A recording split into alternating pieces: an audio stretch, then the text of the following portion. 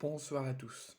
On se retrouve ce soir pour une nouvelle vidéo où on va faire un petit point sur l'actualité qui tourne à l'heure actuelle autour de l'Olympique de Marseille et surtout autour du mercato qui commence vivement à être activé et vivement à être accéléré. Et on va faire aussi le point sur des trophées qui ont été désignés et aussi sur quelques déclarations de journalistes, dont un journaliste de la célèbre émission présentée par Cyril Hanouna, Touche pas à mon poste. La première information que je peux vous donner dans ce petit point d'actualité autour de l'Olympique de Marseille, Pierre-Emerick Aubameyang, je vous l'ai déjà annoncé dans le JT d'hier ou d'avant-hier, je ne sais plus, était nommé pour être joueur du mois de décembre dans notre cher championnat de France de Ligue 1 et il était poursuivi par un Parisien et un Lyonnais, Kylian Mbappé et Alexandre Lacazette.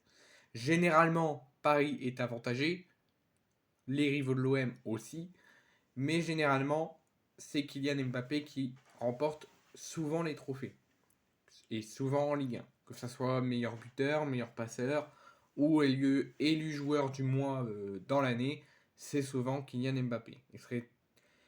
Mais là, Aubameyang a réussi dès sa première saison au club à devancer Kylian Mbappé, le meilleur buteur cette saison en Ligue 1, et Alexandre Lacazette, puisqu'il est élu joueur du mois de décembre en Ligue 1 par les instances de football.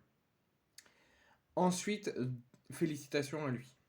Deuxième information que je peux vous donner, c'est une bonne nouvelle, c'est Joaquin Correa qui va peut-être enfin lancer sa saison, enfin lancer son passage à l'OM, parce qu'il a été rattrapé, je vais y arriver, par ses pépins physiques de l'époque, et dès ses premières apparitions, c'était à peu près moyen, et une apparition en Ligue Europa l'a coupé dans son élan pour un bon mois, euh, puisqu'il s'est blessé contre l'Ajax en Ligue Europa au Vélodrome, donc il est de retour à l'entraînement aujourd'hui, et il a pu s'entraîner également avec Ulises Garcia et Vitinha.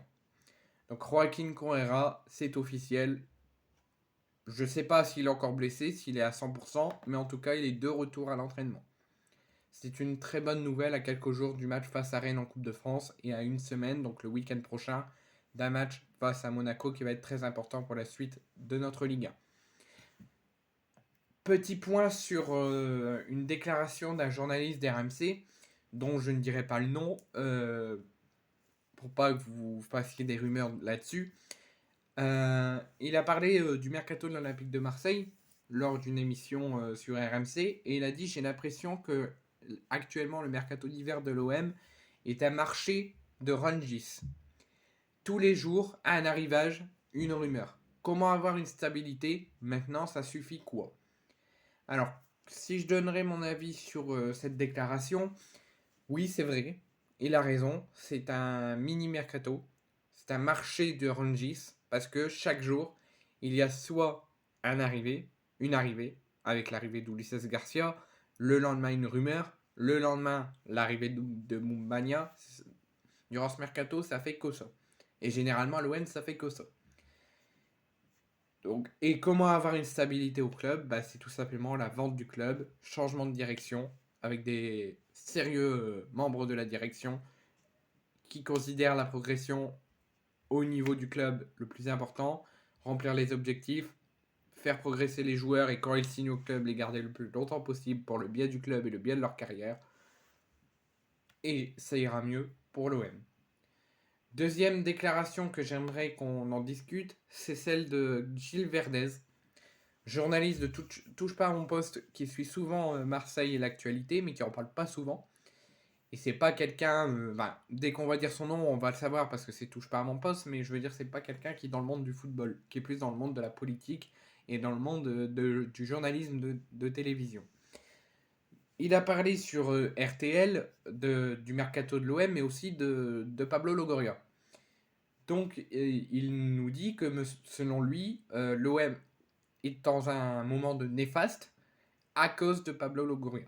Il dit: Monsieur Pablo Longoria empêche l'Olympique de Marseille de redevenir un grand club, parce que certes, l'OM, pas devant nous, mais l'OM est un grand club. grand club français, le seul club à avoir gagné la Ligue des Champions, est vraiment un club bien, mais il peut le devenir encore plus haut, sur le toit de l'Europe et sur le toit du monde. Mais selon Gilles Verdez, et je pense qu'il a raison, c'est Pablo Longoria qui empêche l'OM de devenir un très grand club. Ils le sont déjà, mais ils peuvent encore devenir très grands, mais Pablo Longoria l'en empêche. Il casse tout en permanence, il casse sans jouer à chaque fois. Pour moi, c'est quelqu'un de néfaste au club, et ça me déchire. Il a tout à fait raison. Pablo Longoria, c'est pas quelqu'un de dégueulasse, c'est pas quelqu'un de catastrophique, c'est pas pire que Jacques-Henri Hérault, mais c'est vrai, il a raison dans toute sa déclaration. Pablo Longoria peut faire du bien au club, mais il peut aussi faire du mal. Il casse beaucoup de choses quand l'OM va bien. Il vend les meilleurs joueurs, il vend Payet, il vend Guendouzi, il vend Under, sachant que là il est en train de tout surclasser. Pareil pour Milik. Tous les grands joueurs qui certes ont eu du mal à Marseille, il fallait leur laisser du temps et discuter avec eux. Mais si ça marchait pas avec le coach et s'il faisait pas de belles performances, Pablo Longoria casse tout, passe le club en néfaste et fait dégager les joueurs. Donc Gilles Verdez a raison, l'OM est un grand club, mais peut encore devenir très grand, mais Pablo Longoria casse tout et en empêche. Ensuite, donc concernant Reynald Lodi, on va revenir un petit peu sur son transfert. Donc il va bien quitter l'Olympique de Marseille, c'est officiel, il est déjà en Arabie Saoudite, il a fait sa visite médicale avec succès, il a signé son contrat et il a paraphé un contrat de 3 ans. Il va signer 3 ans et demi, donc quasiment 4 ans. Donc soit jusqu'en 2027-2028, jusqu'au mois de juin, donc fin de saison 2027 ou 2028, avec Al Hilal. Et ce transfert irait vers les 23-25 millions d'euros, entre 23 et 25 millions d'euros. Et ça serait environ, sur ces 25 millions d'euros, 8 qui seront reversés à l'Atlético Madrid, son ancien club, suite à ce transfert. Parce que l'Atlético Madrid avait prêté Lodi à Marseille et avait laissé une revente, un montant d'argent que l'OM devait donner si il transférait Lodi. Et l'OM l'a fait, a donné une bonne partie à Hilal et a donné 8 millions d'euros à l'Atlético Madrid parce que Lodi était l'ancien joueur de l'Atlético Madrid avant de s'engager à l'OM l'été dernier. Je suis très déçu de son départ. Je vous ai fait une vidéo, je ai donné mon avis, mon coup de gueule. Je suis très furieux envers Pablo Longoria, envers la direction, devant les meilleurs joueurs. Lodi était un talent joueur, je lui remercie pour tout ce qu'il a fait à l'OM et je suis très déçu qu'il s'en aille. Nouvelle information que je peux vous donner, donc l'OM a peut-être trouvé son nouvel attaquant et qui va peut-être fragiliser ou pas, et je l'espère pas, Vitinha. L'OM a trouvé un accord avec Bodo Glimt pour Faris Boumania, âgé de 23 ans, qui a marqué la saison dernière avec le Bodo Glimt en 25 matchs, 18 buts. Il était tout proche des 20 buts. L'attaquant a passé sa visite médicale, pas à Marseille, parce qu'il est actuellement à la CAN, donc espérons qu'il ne se blesse pas et qu'il n'est pas trop fatigué physiquement. Donc il ne pourra pas rejoindre tout de suite Marseille. Il rejoindra Marseille au mois de février ou avant si sa sélection elle est éliminée, je ne le souhaite pas. Mais j'espère aussi qu'il vienne le plus tôt possible. Comme ça, il pourra bien se préparer, bien s'entraîner et faire du bien à l'OM et faire de belles performances. Donc l'OM a activé des négociations, a très vite trouvé un accord avec Bodo Glimt. Boumania a donné son accord. Il a passé sa visite médicale pendant la CAN en Côte d'Ivoire.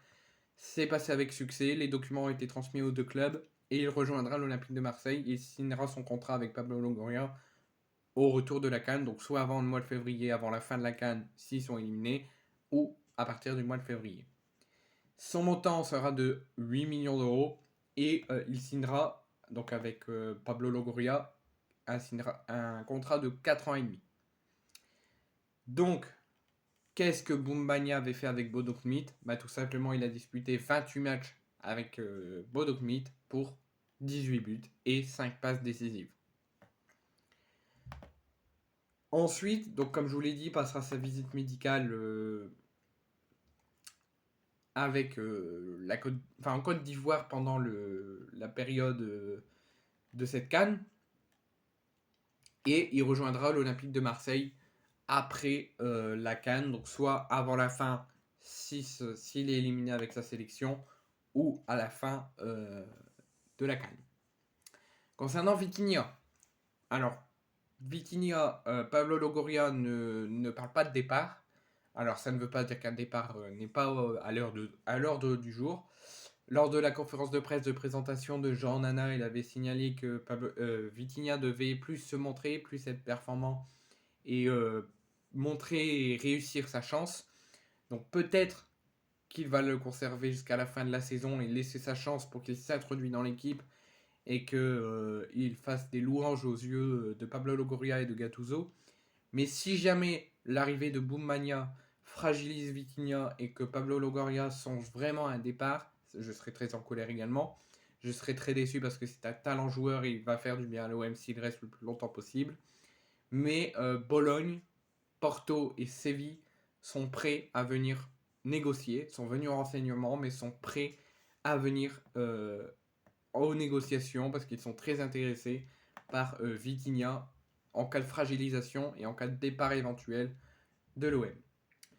Ensuite, concernant la possible arrivée en tant que latéral, encore une fois, d'Adrien Truffert.